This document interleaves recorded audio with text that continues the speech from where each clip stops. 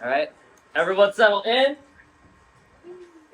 I hope you had a good break, because I am head of our international department in foreign relations, and I have done some PR work abroad, and I will now give that information to you so that you don't have to pay the plane ticket for, going there and whatnot. I took care of that for you. And I am here to tell the tale. Don't worry about it.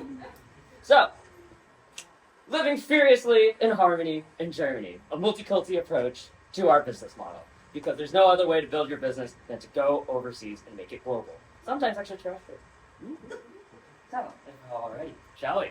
The content of today's presentation are a traveler's guide, aus Urlaub und Ausbürger. What do those words mean? Well, considering this is foreign relations, I implore everyone to learn a little bit, because we need the rapport and the friendship of our international customers. If you speak just a little bit, it goes a long way. If you speak nothing, they'll immediately default to speaking Biden language, and then we have lost all of them.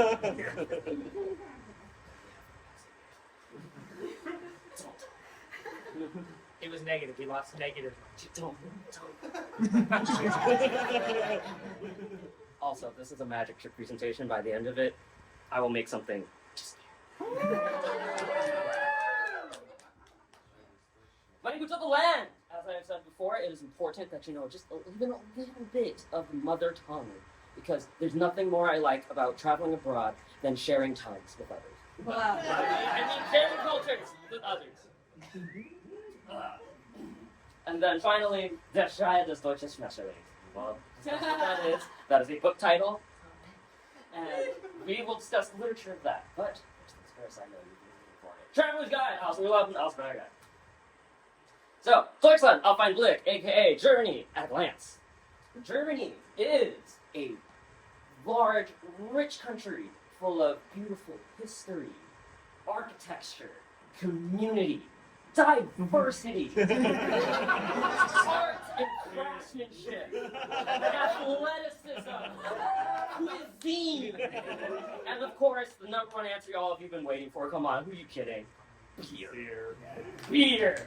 One of the most quintessential elements to German culture, because that thing has absolute origins in all of mankind on biblical scales, and the occasional fairy tale castle that our former competitor, Disney, got an inspiration from, aka plagiarized from, aka our business model came from, aka you have the Germans to thank for our success, which is why I talk about this presentation. You have to know how they work to know how we work.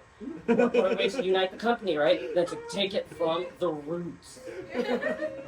Also, it's like winter, so I figured it was part of tea like that, right? Winter, Christmas, Life. Germany is not! Hitler! Overrated! Literally overrated! Germany is not overpriced, overinsured, overfast cars!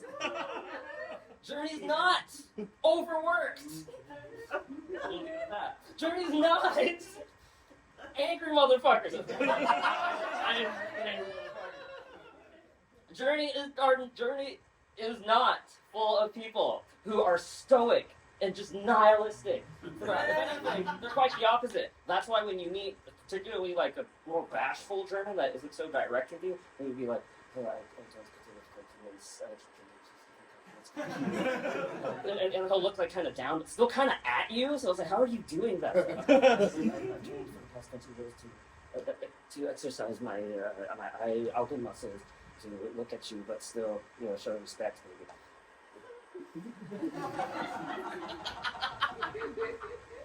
Joe. It ends up being more like this. Particularly to our clients. And last but not least, Germany is fucking not. Please give me that. There's nothing else in this list. Not a Berliner. Not a Berliner. I can't. JFK. JFK. JFK. JFK. Deutschland auf einen Blick. Things you should do in Germany, okay? As many other cultures and even individuals themselves, right? We all have our own mannerisms of doing things. Things we like, things we don't like, things we really insist on, things we don't insist on. I will start off with things you should do in Germany. So, things you should do in Germany? You should follow traffic laws. Right? By following traffic laws, you show the locals that you respect their culture, meaning your culture. Meaning they will share with you things that have to do with their culture. Meaning they will not speak to you in vital language. Meaning we will keep them.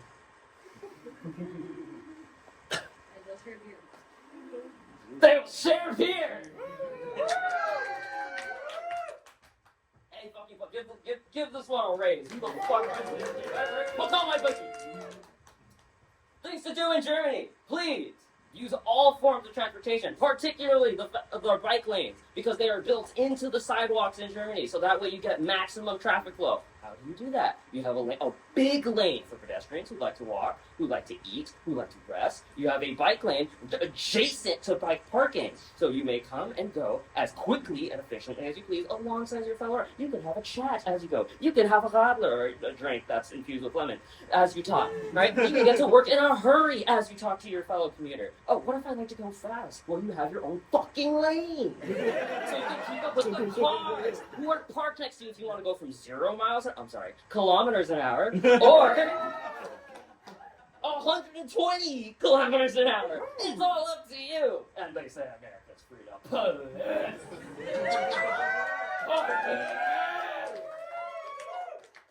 Things you should do in Germany: have a higher standard of carbohydrate. For the fucking love of God. If you eat carbs, please do not waste a single second of your life having nothing less than the best. Please, in Germany, do cheer for your favorite sports team on FIFA. Every single year, Germany is always the winner. Cheer for your favorite sports team. Sports ball! Now, there are things you should not do in Germany, right? With every pro, there's a con. With every day, there's a night, right?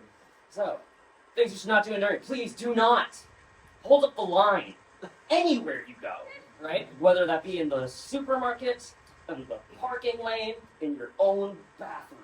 And you're living alone with a cat. And it's clawing at you because it's German and it's telling you to fuck up. You don't have to speak German to understand Efficiency. efficiency. Yes, and good. Please do not skip paying your train fare. These trains can take you literally anywhere in the country. The fact that we in the States have not implemented the system is beyond me. But it only works if everyone pays the price of $0 to get on the fucking train. I can't make this up. Do not drink low-tier trash beer. Drink the good stuff. Life is too short to be inebriated on fucking some frat boy piss on his desperate attempt to prove his masculinity to get an A in class because his professor told him so as part of a psychology experiment because, I don't fucking know, you needed some way to stand out in front of all the people with a monotone in class. Do not! It's because you're going to be drinking the good stuff and not the bad stuff. You don't have to carry it away. You do not want to puke in bad places. We have a designated place. It's called the Kotzhöhe. What does that mean? Kotz means puke. Höhe means hill. Kotzhöhe means puke hill. To fucking not puke anywhere else, you will be slapped, you arrested, and most of all, you will not have any more beer. These are customers. And then they will look like at you like this. Now, arguably the biggest social profile you can do, faux pas you can do as a foreigner, is, and I cannot stress this enough, like literally cannot stress this enough. This is like the second worst thing you can do. The first one is, mentioning Nazis and all that shit. But the second fucking worst thing you can do as an outsider is erect buildings that are taller than the biggest church in the city. Do not erect buildings taller than the church. Fuck yeah. Those are that is sacred. You please do not allow such sacrilege to enter our thoughts on that.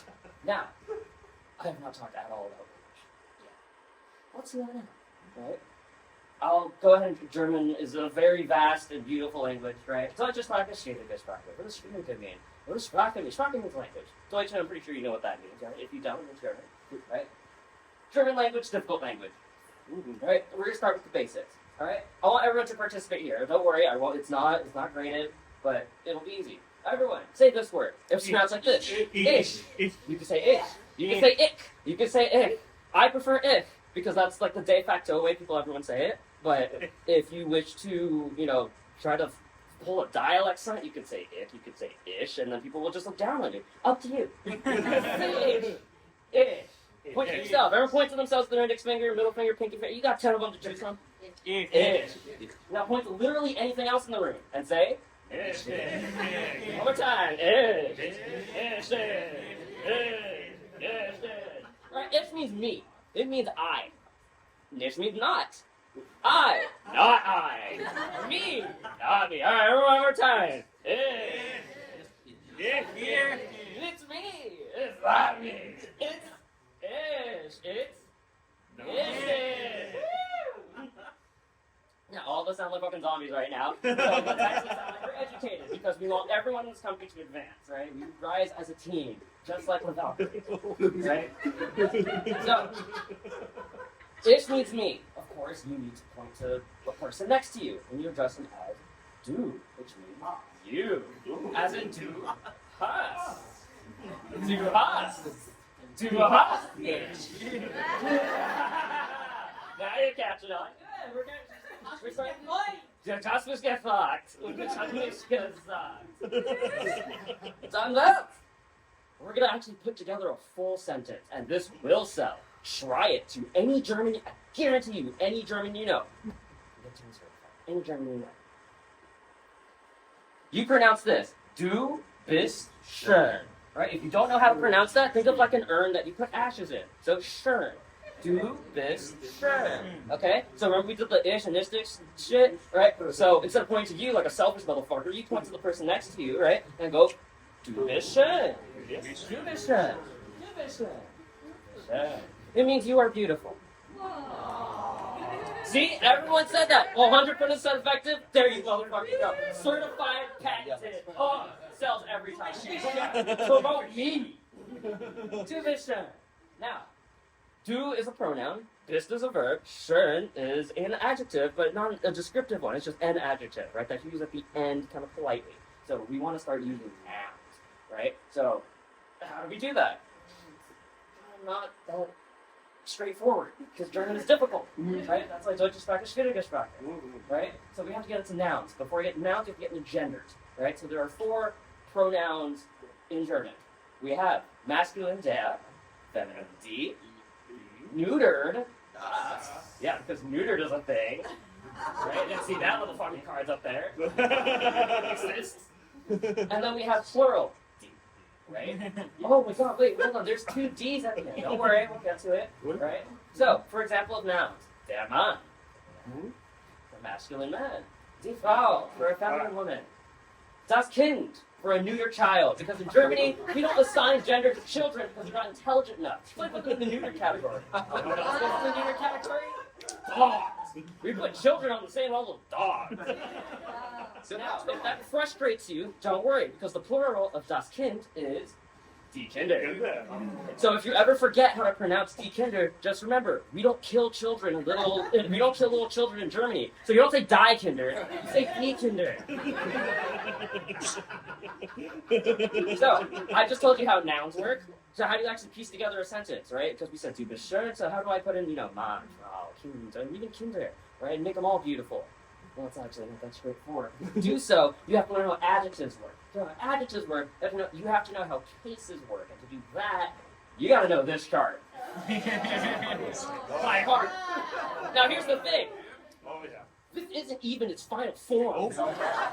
There's 2 more rungs to this, but I don't have enough, budget cuts did not allow me the geometry in the slide to do that, right? So you have to keep thinking of this within a fraction of a second before, we default to Biden language. Can't do that, right? And then your mind will start running like a supercomputer, TI-89, fucking 82 titanium shit, right? And you'll be doing this in a matter of seconds, right? And once you get proficient enough at this, we condense it. So don't worry. Again, I did it, so you don't have to. I condensed it into a chart, and it's just as simple as this. It's really not that. It's really not much when you think about it. When you overthink about it. And that's why I studied this thing and made our entire international department.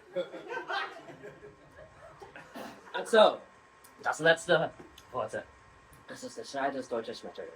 The shrill of German butterflies. I'm sure a lot of you have seen memes. Schmetterling, such an aggressive word. Schmetterling! Well, of course.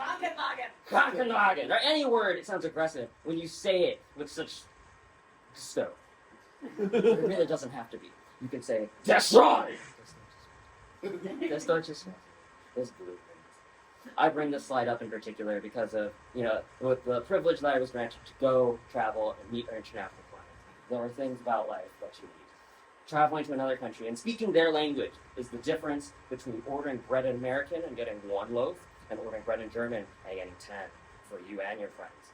It is the difference between buying a drink and not having to tip, which is a relief to you, but why when you can get the free drink and keep your tip, get an extra tip, wink, wink, if you speak the language. It is the difference of waking up and saying, oh, the air smells so much cleaner, right? Versus waking up and you're like, everything's peaceful. My rent is cheap. My government is stable. My environment is clean. My profits are high. My spirit is cultured, as is my beer. As is everything that I love. My mind, my stresses are empty, just like that joke. That is my magic trick. That is my Dankeschön!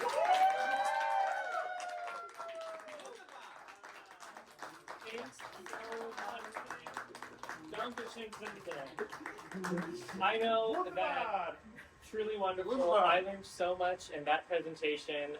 Like we had an international department, so. Oh my god! Wait, did we do something?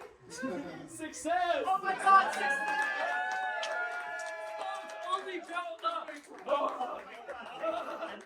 Numbers go up. Unfortunately, we don't have any time for questions.